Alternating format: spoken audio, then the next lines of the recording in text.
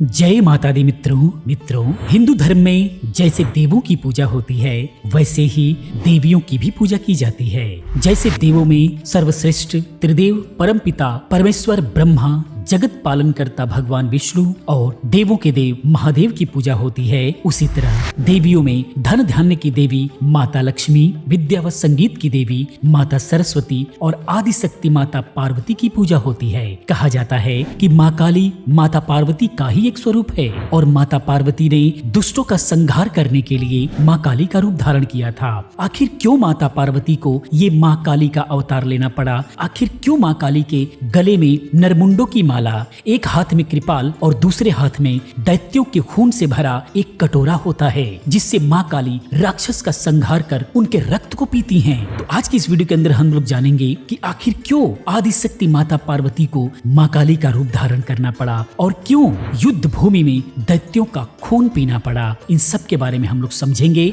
बहुत ही रोचक वीडियो होने वाली है। समझने के लिए वीडियो के साथ अंत तक बने रहें। चैनल पर पहली बार हैं तो चैनल को सब्सक्राइब करें, बेल आइकन को प्रेस करें क्योंकि इस टाइप की तमाम वीडियोस को मैं लेकर के आता रहता हूँ। वीडियो पसंद आती है तो वीडियो को लाइक भी कर दिया करें, शेयर भी कर दिया करें। आइए मित्रों हम लोग समझते हैं। तो हिंदू पौराणिक कथाओं में स्कंद पुराण और देवी सप्तशती की कथा के अनुसार उस काल में एक शंकुश हीरा नामक एक अत्यंत ही क्रूर बलशाली दैत्य हुआ करता था और उसका पुत्र अस्थिचूरण हुआ करता था। अस्थिचूरण मनुष्यों की हड्डियों को चबाया करता था। वो मनुष्यों की हड्डियों के साथ साथ अब देवताओं पर भी प्रहार करने लगा था। जब देवताओं ने उसके अत्याचारों से परेशान होकर उसका अंत कर डाला, उसी काल में एक रक्त बीज नाम का दैत्य हुआ करता था। जब अस्थिचूरण के मरने के बाद रक्त बीज को पता चला तो उसने भी देवताओं से अस्थिचूरण के वध का बदला लेने के लिए सोची और उसने परमपिता ब्रह्मा जी की तपस्या 5 लाख वर्षों तक की। तब उसकी तपस्या से प्रसन्न होकर ब्रह्मा जी ने उसे दर्शन दिए और वरदान मांगने को कहा।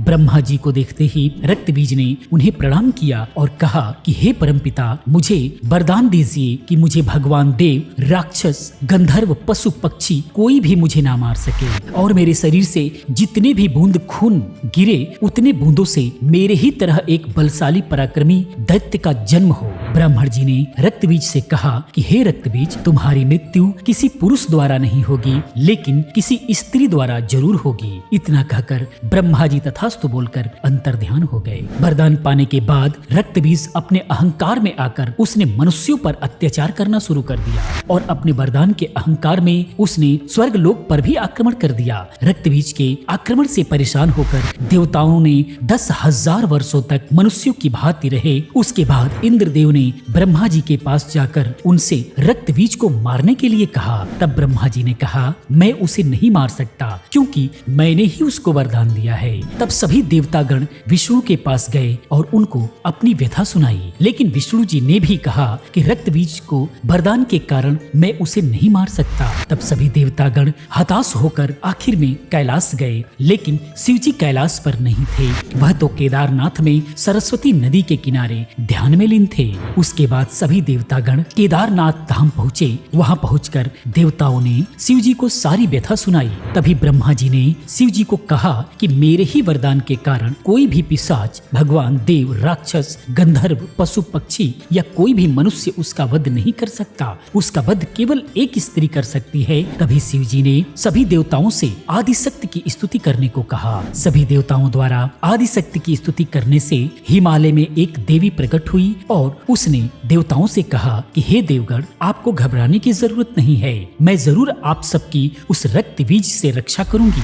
इसके बाद सभी देवता अपने स्थान वापस चले गए। उसके बाद सभी देवतागण ने नारद जी से रक्त बीज की मति भ्रष्ट करने को कहा, जिससे रक्त बीज आदि शक्ति से युद्ध करने को विवश हो जाए। नारद जी रक्त बीज के पास उसकी मति भ्रष्ट करने के उद्देश्य से गए और कहा कि सभी देवताओं को छोड़कर शिव जी तुमसे नहीं डरते हैं क्योंकि उनके पास एक आकलन नाम की एक अबला नारी है, क्योंकि शिव जी ने अपने इंद्रियों और उद्देश्य पर विजय प्राप्त की है। यदि तुम सबसे श्रेष्ठ बनना चाहते हो तो तुम्हें कैलाश जाकर शिव जी पर विजय प्राप्त करनी होगी, तभी तुम सबसे ज्यादा शक्तिशाली और सर्वश्रेष्ठ बन पाओगे। तब रक्त बीज ने शिव जी को मोहित करने के लिए उसने पार्वती जितनी सुंदर स्त्री का रूप धारण किया और कैलाश पहुँच गया। एक बार उस स्त्री को देखकर शिव जी उस पर मोहित हो गए। तभी वहाँ पार्वती जी भी आ गयी वहीं दोनों पार्वती को देखकर शिव जी अचंभित हो गए, लेकिन अपने ध्यान से उन्होंने पार्वती को पहचान लिया। उसके बाद शिव जी ने क्रोध में आकर रक्त बीज को श्राप दिया कि जिस स्त्री माहेश्वरी का तूने भेष धारण किया है वही स्त्री तेरा वध करेगी।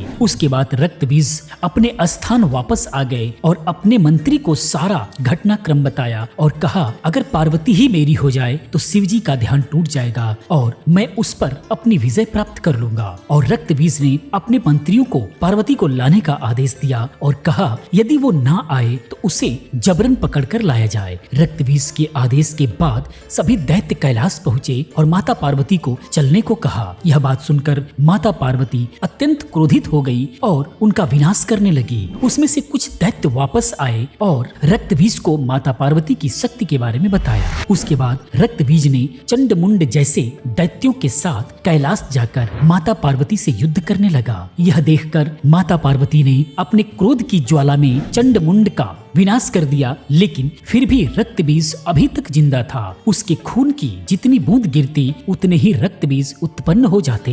तब माता पार्वती ने काली का रूप धारण किया और रक्त बीज के खून से उत्पन्न दैत्यों को मारकर उनका खून पीती गई, जिससे उनके दैत्यों का अंत हो सके। और माँ काली सभी लोगों की शक्तियों के साथ रक्त बीज से लड़ने लगी और रक्त बीज के शरीर की एक एक खून की बूंदों को पी लिया, जिससे और रक्त बीज ना उत्पन्न हो सके और इस तरह रक्त बीज का अंत हो सका। क्योंकि रक्त बीज का अंत करने के लिए माँ काली को उसका और उसके खून से उत्पन्न दैत्यों का खून पीना पड़ा था, इसीलिए तभी से माता काली राक्षसों को मारकर उनका खून पीने लगी। इसीलिए यह रूप हमेशा दिखाया जाता है। यह जानकारी आपको कैसी लगी कृपया कमेंट में जरूर बताएं। इसी प्रकार की तमाम वीडियोस को देखने के लिए चैनल को सब्सक्राइब करें, चैनल के साथ बने रहें, क्योंकि मैं इस टाइप की तमाम वीडियोस लेकर के आता रहता हूँ। मैं मिलता हूँ अगली वीडियो में किसी और अच्छी जानकारी के